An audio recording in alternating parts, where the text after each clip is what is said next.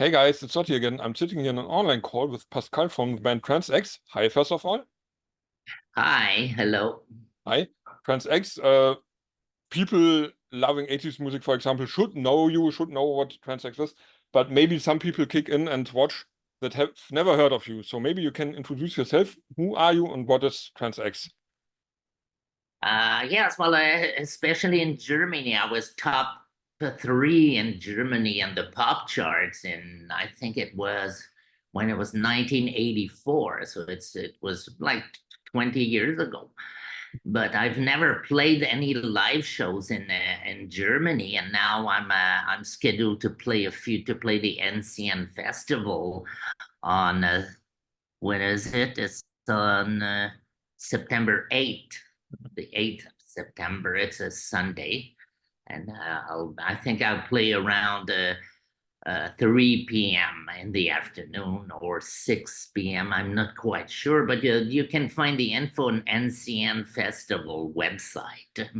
Yeah. And will be performing the song that people all know at Living on Video, plus a number of other TRANS-X songs. And also I will be performing a few covers, and I'm covering a Kraftwerk song, a Das Model. Oh, cool. So this is the first time you come to Germany in all those years? No, I've played in 2 years ago. I played in Berlin. And where else I can't remember the name of the city, but I've played a few cities 2 years ago, but I played a different set. I played Hi-NRG, which is a psychedelic trance mixed with pop high energy music. But this time around, I'm going to play mostly high energy or retro 80s stuff, because that's what people ask me to do. So I listen to the people, to what they want. So I will be performing that. So it's very exciting. Yeah, cool. Yes, and I have to say, the people who saw the video from Living on Video, the official video, it's actually a TV show that was made for Formel 1 that was filmed at the Bavarian Film Studio in München. Good. So, and as you play this 80s set, maybe we can drop back a little bit to the 80s when all started.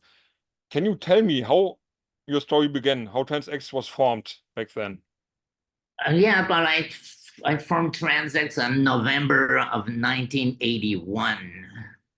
And I had at the time somebody, a partner doing some keyboard work. But after that, he decided that it was not for him to do that. He didn't want to quit his job and all that. So I had to, but you have to remember that in the early 80s, I was doing dance music, and it was dance singles that we were releasing. At this time, I was living in Montreal in 1982. I was going out with the same clubs as my friends from school, from Ivan from the Men Without Hats. Oh, cool. Yeah, no. We went to the same school. We went out with the same group of people to the same clubs back in the Montreal nightlife. We'd go to arcades. So that's where I got the idea for Living a Video, but to play with these Pac-Man and all these video games that you have to actually go to a place to play, because there was no consoles or anything like that. Yeah, it was totally different. Young people from nowadays can't imagine that back then you had to go to those places and it was like pixel games, not nowadays we have photorealistic games. And back then it was like Pac-Man was this small guy running around. I But it know. was cool. We loved it back then.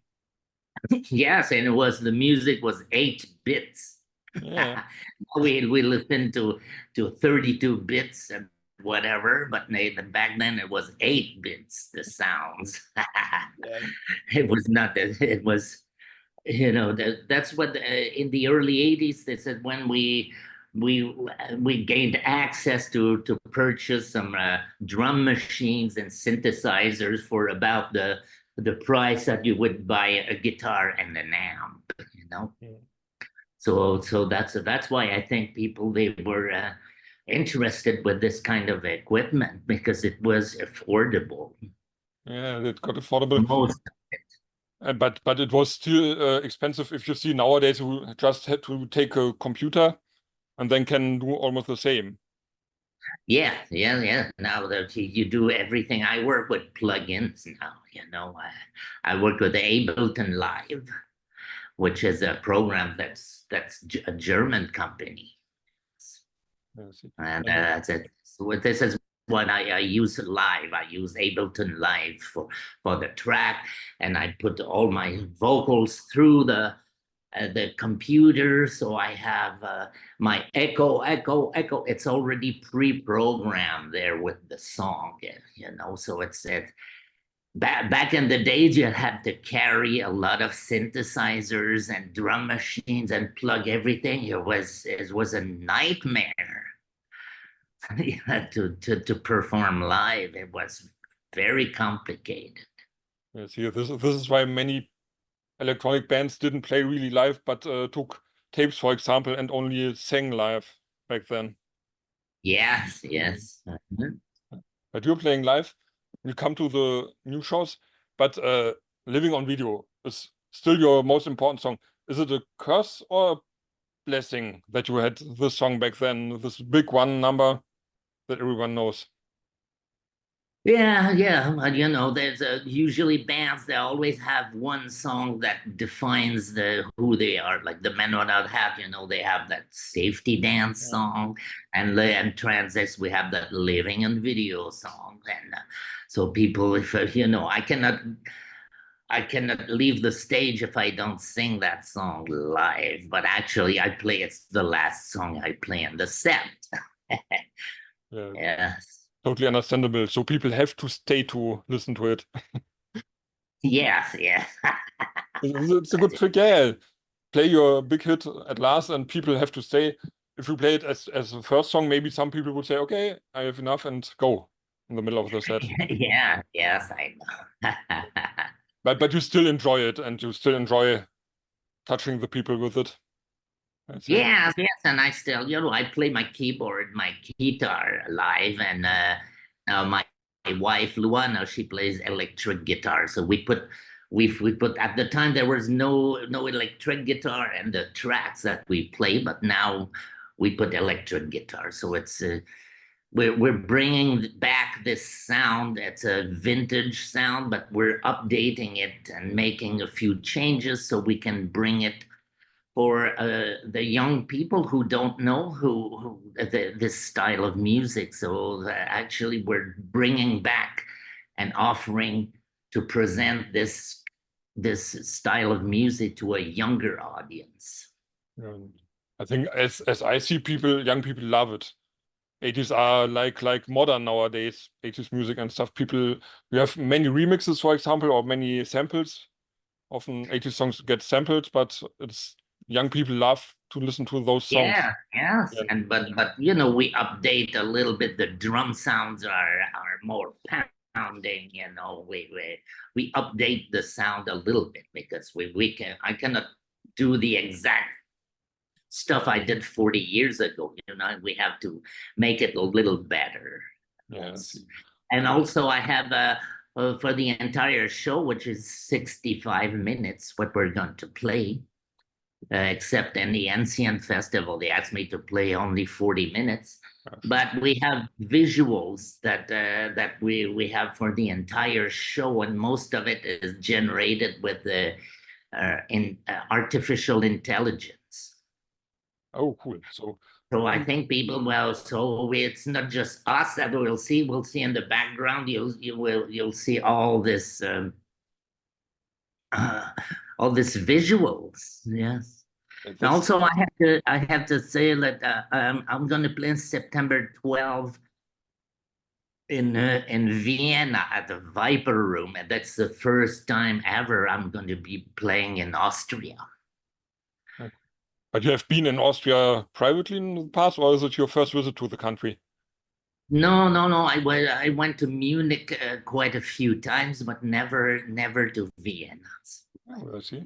So it's going to be a good, and then we have to play in Basel in Switzerland.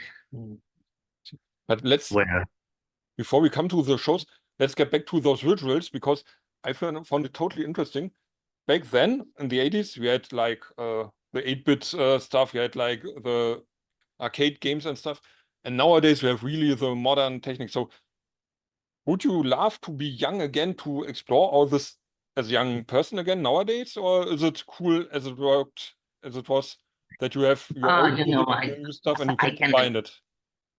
I cannot change my age and all that. So, what I do is I do 80s music, but I do it so it sounds a little bit more updated. So this is what, and it makes me happy to do that. I have well, here in Mexico, I live in Mexico now, and I live in the Caribbean, so where it's 35 degrees every day here. Okay. So my shirt is always wet, It's it's cool like that, yeah. I would love to visit you now, but at the moment in Germany it's warm as well. So we have, I don't have 35, but I think 25 degrees or something was last day. Yeah, that's a reasonable temperature. Yeah, 35 is too much. Yeah, I see. Cool. And we've played a big concert 2 weeks ago near the town of Oaxaca, Mexico. There was like 7,000 people, and we've played for an hour and 45 minutes, and people wanted more. Okay. That's hard, yes. Next time we have to play in November, and some other place in Mexico. We have to play 2 hours or an hour and 50 minutes. That's long. That's a long set, definitely. But, but people, they enjoy it. They enjoy it. So I think people in Germany would enjoy it as well, for sure. Yes, and we do quite a few good covers of some high energy tracks. We do one by the Flirts also. We do one by Kraftwerk and some other by songs that I like and from high energy. And that people, it's probably they're going to hear these songs for the first time. Yeah, this brings me to the Disco Locos stuff. Yes. You have this Disco Locos. Maybe you can explain this. I've seen that there's a documentary about this, and it's all about the high energy music. So I didn't totally understand, because my Spanish is totally bad. I don't understand much Spanish, so I couldn't see the documentary. But maybe you can explain what is Disco Locos and how is it connected to your music? There's a version with English subtitles. Ah, okay. I have to look it up here. Yes. So I was part of a movie called Disco Locos, which is about high energy music. Mexico City is the high energy capital of the world. So this music did not survive for 40 years. So there's every weekend you have parties with this type of music all around Mexico. Mm-hmm. So I was part of this movie. So we because here in Mexico, this is where the most fans I have are here in Mexico. The second country, but I have most fans is in the United States, and the third country is Germany. Okay. See, but this means in Mexico, for example, you're a big star. Would you say it like this? Yeah, I sold platinum record here. That's great. Yeah. So another good reason to live there. Well, yes, and I have my co-producer who lives here. So we're in the Caribbean. This is where we have our studio now. So that's and it's actually it's a nice place to live because it's cheaper than now to live in Canada or other places. It's very expensive, Germany is also getting expensive. Yeah, but it's nice. I'm a 4 hours by car to Cancun. Yeah. So it's not too bad. I have the beach is 30 minutes by bus away from where I live. So it's and to be honest, I'm everything. you have been always, as I see, you have been always been like a cosmopolitan, traveling around the world as a musician, born in France, living in Canada, for example, and stuff. So for you, it is no problem to jump into a plane and say, okay, I'll get there or I'll get there. Yeah, well, yes, but me, I have in my life, I have lived in 6 cities and 5 countries and 2 continents. That's a lot, yes. Yeah. And now let's get back to the shows, because this was the main reason we are talking about. And a friend of us has connected us. It was James Knights, and he's also playing some shows with you. So maybe can you tell me, how did you connect to James?